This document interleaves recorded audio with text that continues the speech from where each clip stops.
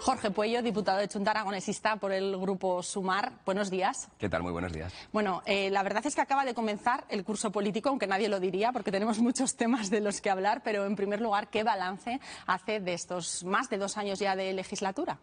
Pues el balance es muy positivo, pero no del todo.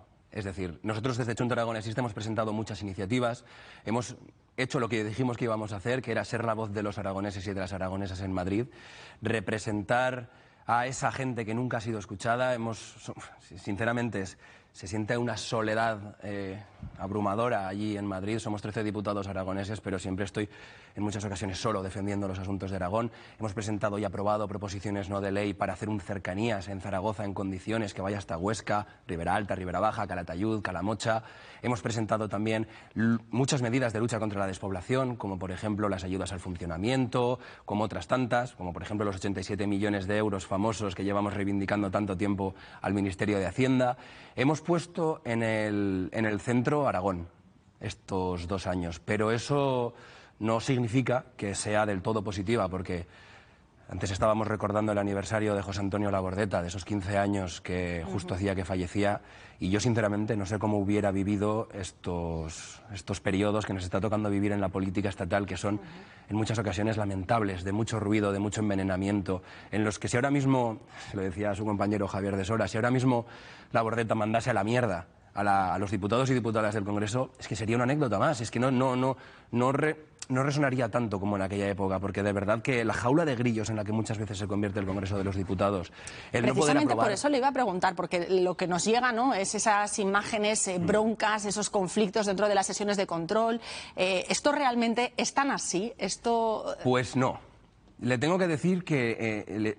lo que pasa en el Congreso de los Diputados cuando hay una cámara delante y lo que pasa detrás es completamente diferente, porque en la cafetería, en los pasillos, incluso en las comisiones, en las ponencias donde se redactan las leyes, donde no hay cámaras, hay un trato cordial, hay un trato humano, con todo el mundo, sea del partido que sea.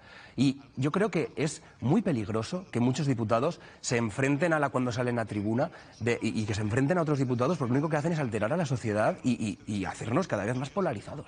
Entonces, ¿ve factible esa unidad política por el bien de los ciudadanos, por temas tan importantes y que importan tanto a la ciudadanía como la vivienda, como la financiación?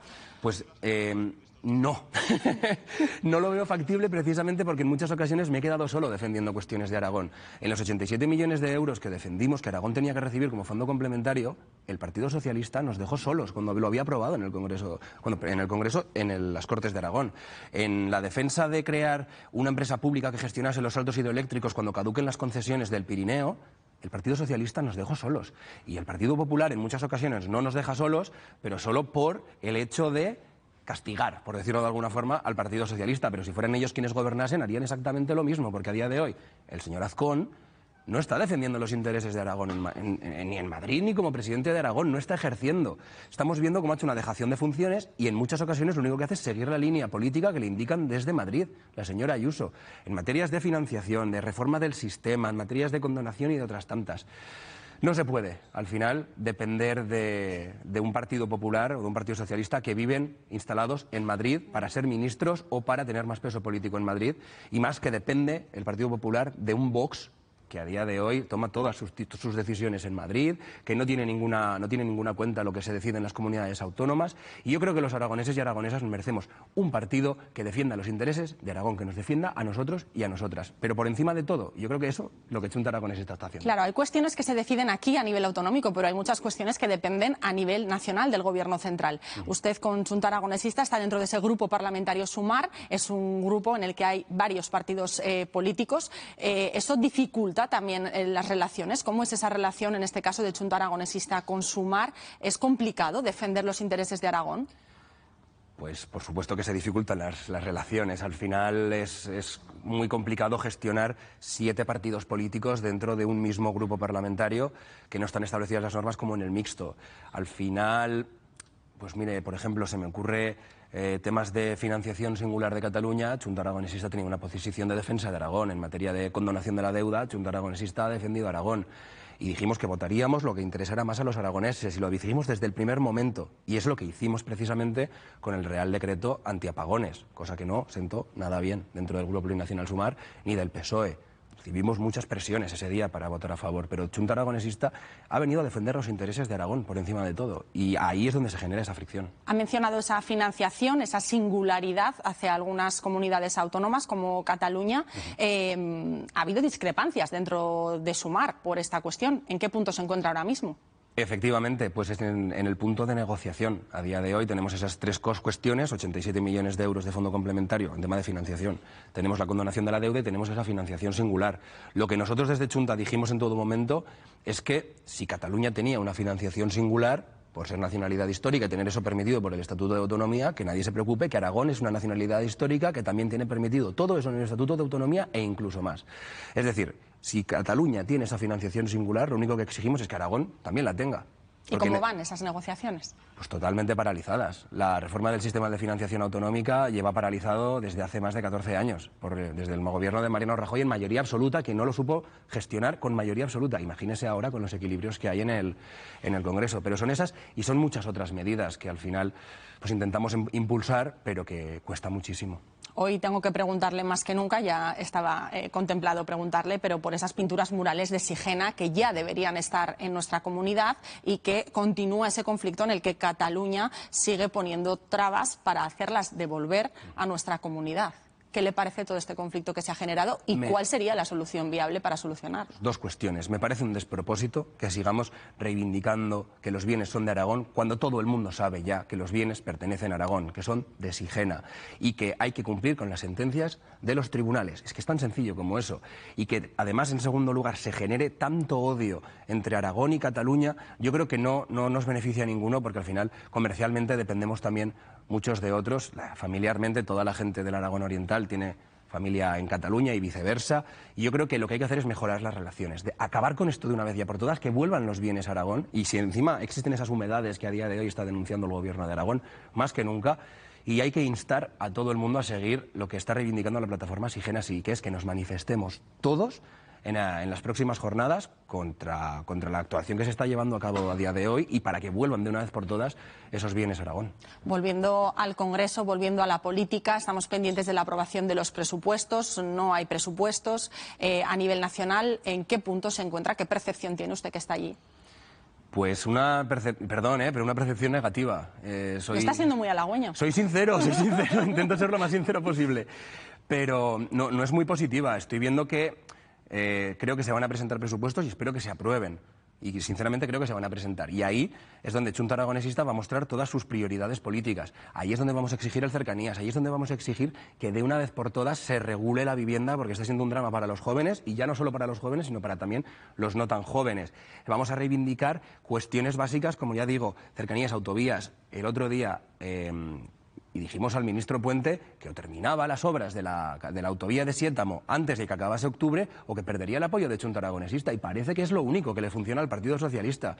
Ante esa negociación de la zanahoria o el palo que se dice siempre, hay gente que si no es el palo no entiende nada, y les dijimos, os quitaremos el apoyo político al ministro Puente en la comisión.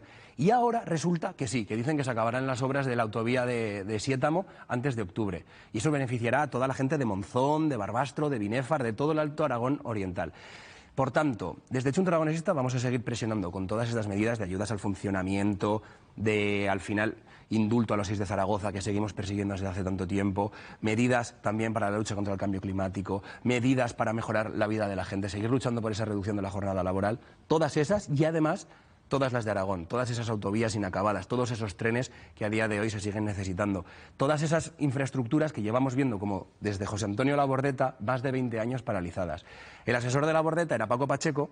El asesor de Jesús Yuste, que fue el siguiente diputado de Chunta Aragonesista, fue Paco Pacheco, y a día de hoy Jesús Yuste es mi asesor en el Congreso. Es decir, llevamos una línea histórica de darnos el relevo los unos a los otros, pero siempre con un trabajo continuo de defensa de Aragón. Y yo creo que si Labordeta nos enseñó algo a todos los diputados que les hemos seguido, es que uno no va al Congreso de los Diputados en nombre de Chunta Aragonesista, sino que va en nombre de todo el pueblo aragonés y que tenemos que defenderlos a todos. Le han nombrado varias veces, lo íbamos a dejar para el final, pero aprovecho ahora a colación, ¿no? ¿Por qué es especial un día como hoy para usted, que representaba Labordeta? Le ha rendido homenaje en varias ocasiones. Sí, por supuesto, ya desde esa propia corbata que llevamos todos los diputados de Junta Aragonesista el primer día que entramos en el Congreso, ya como tradición, que ya se ha hecho tradición. Pero yo recuerdo aquel día hace 15 años, yo tenía 14. Y lo recuerdo porque toda la amistad que unía a mi padre con José Antonio Labordeta era, pero más allá de eso, era el abuelo de todos los aragoneses y las aragonesas. Era una persona a la que habíamos visto en la televisión toda la vida, que habíamos visto defender Aragón con tanto ahínco, que habíamos visto cómo realmente luchaba y quería y amaba su tierra. Entonces, para mí fue un momento de verdad de admiración absoluta y pues como yo creo que como todo el mundo que estuvo allí, una sensación de aragonesismo que creo que dice la ronda de Voltaña que un niño a hombros de su abuelo puede ver tan lejos como él. Entonces que no desfallezcamos por el fallecimiento de Labordeta en ese momento fue importante, sino que empecemos a construir con su ejemplo. Uno de los asuntos que él ya reivindicaba y que seguimos reivindicando a día de hoy es la despoblación. En unos días se va a celebrar el primer Congreso Internacional aquí en Aragón. ¿Qué más se puede hacer? ¿Se escucha verdaderamente este asunto a nivel nacional? ¿Se van a tomar verdaderamente cartas en el asunto? ¿Se va a poner remedio? Es un desastre, es un desastre. Yo hago una rueda de prensa en el Congreso, hablo de 37 medidas contra la despoblación, hablo de fondos directos europeos contra la despoblación, hablo de los 87 millones, hablo de carreteras, hablo de que no nos quedemos sin autobuses como reivindica el Movimiento de Acción Rural, que no nos quedemos sin sanidad pública, que mejoremos la atención primaria, que celebremos un día contra la despoblación, que hagamos medidas de que no sea este despropósito de instalación de macrorrenovables, que entendamos a los pueblos, que los escuchemos. Primera pregunta que me hace el periodista de Madrid. ¿Qué opina usted de Sumar? ¿Se va a romper? Y es como, señores, vamos por favor a poder hablar de esto, vamos a hacer que las medidas contra la despoblación y a favor del reto de lucha contra el reto demográfico sean transversales en todos los ministerios. No dejemos la despoblación como una secretaría general que queda en un ministerio escondida, además en el de transición ecológica que ya tiene suficientes cosas. No, hagamos que la despoblación sea una línea maestra de todas nuestras políticas, como el feminismo, como el ecologismo, como tantas otras. Por tanto, para mí, o se tiene entendida como una línea transversal de una vez por todas, o la despoblación será un sistema que está degradado, que cada vez estará más degradado, y también, sobre todo, que para luchar contra la despoblación hacen falta dos cosas: trabajo y vivienda en el mundo rural. Por eso desde Chunta hemos presentado un plan integral de lucha contra la despoblación y a favor de la vivienda rural, en el que tenemos muchas medidas de ayudas directas que no solo se quedan en las que anunció el Partido Socialista el otro día, de ayudas directas al alquiler y la rehabilitación, de ayudas directas a la compra, es decir, de entender que hay que luchar contra la despoblación también utilizando los mecanismos que existen, como las oficinas de los líderes, de los FEDER y otras tantas cuestiones. Por tanto, seguimos presionando desde Junta Aragonesista para que se hable de esto, pero muchas veces la política estatal está tan envenenada y hay tanto ruido que el ruido no permite escuchar a los demás. Esa solución a la despoblación pasa también por mejorar la situación de vivienda en el ámbito rural. También hay que abordarla en las ciudades. Es un problema que preocupa a nivel nacional y también aquí en Aragón, el tema de la vivienda. Recientemente acusaba al Partido Socialista de que las medidas de vivienda que están haciendo a nivel nacional van en contra de los grandes propietarios.